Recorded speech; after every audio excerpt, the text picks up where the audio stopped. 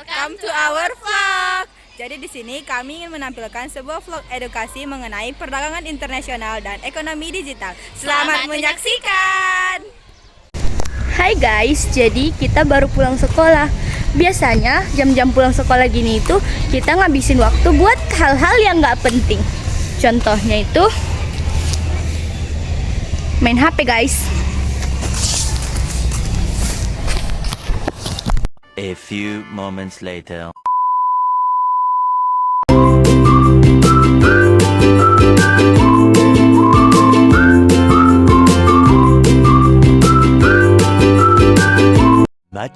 Much later.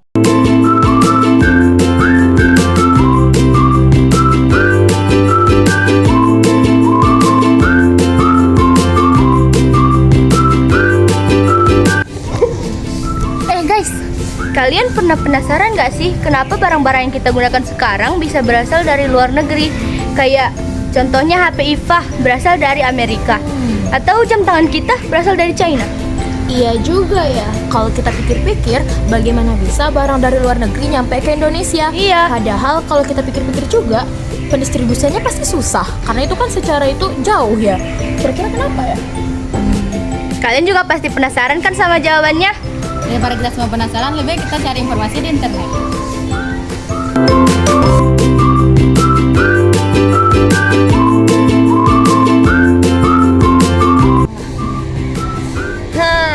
Kalau dari informasi yang kita dapat nih ya, di sini katanya perdagangan internasional itu adalah proses jual beli antar negara. Karena nggak ada kan satu negara pun yang bisa memenuhi kebutuhannya sendiri. Nah jadi karena itu kita butuh melakukan jual beli antar negara karena semua negara juga punya keunggulannya masing-masing. Terus di sini juga ada kenapa negara-negara itu melakukan proses jual beli.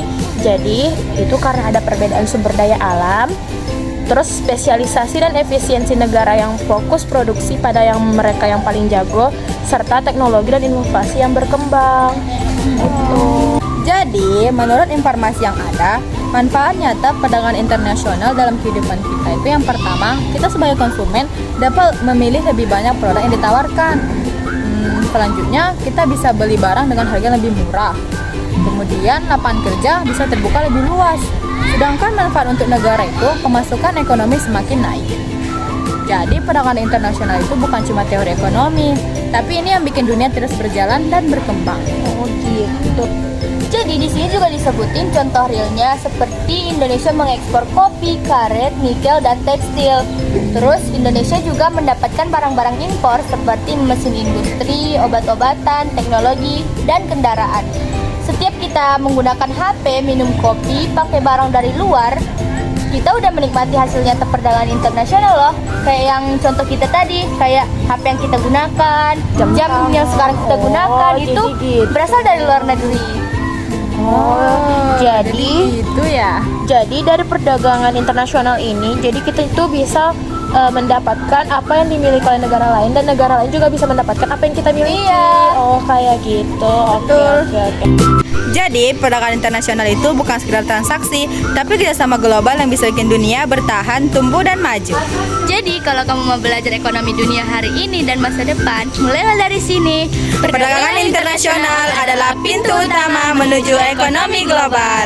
Terima kasih. Sampai jumpa di vlog kita berikutnya. Bye. Bye-bye.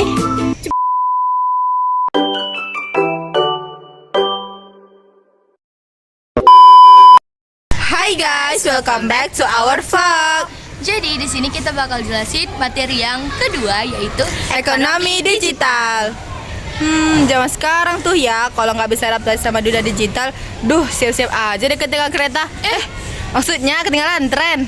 Bayangin aja nih, dulu orang-orang kalau mau jualan tuh harus buka toko. Kalau sekarang mah gampang, tinggal buka HP aja kita bisa jualan. Yang penting tuh sinyal kita full bar dan juga kuota kita nggak habis. Ini nih yang disebut ekonomi digital, tempat dimana ide, kreativitas, dan juga koneksi internet bisa jadi cuan. Makanya jangan cuma scroll TikTok doang.